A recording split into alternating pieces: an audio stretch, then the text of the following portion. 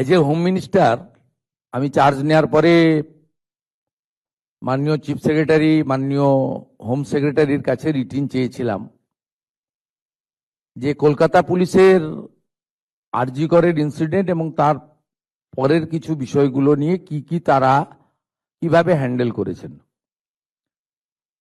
Under the leadership of the chief secretary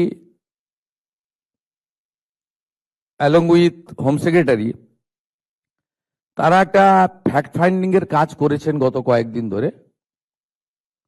সেইটা দেখার পরে ইনিশিয়ালি আজকে আমরা একটা অ্যাডমিনিস্ট্রেটিভ অ্যাকশন নিলাম। এজ এ হোম মিনিস্টার আমি ডিক্লেয়ার করছি, সেটা হচ্ছে ওই সময় যে ইনসিডেন্ট ঘটেছিল তাকে মিসহ্যান্ডেলিং করা, প্রপারলি এফআইআর ইনভেস্টিগেশন ইনিশিয়ালি যে পার্টটা পুলিশের করা উচিত ছিল অ্যাজ এ ডিসিপ্লিন অর্গানাইজেশন, সেই বিষয়গুলো দেখা। আমরা কিন্তু মূল ইনভেস্টিগেশন পার্টে যাচ্ছি না, কারণ ওটা সিবিআই করছে এবং কোর্টে পেন্ডিং রয়েছে। আমরা শুধুমাত্র আমাদের সরকারের যে লোকরা ছিল, specially the senior police officers, দিদেন কলকাতা পুলিশের যারা ছিলেন সিপি এবং ইনক্লুডিং অল, এবং সবচেয়ে বড় অভিযোগ যেটা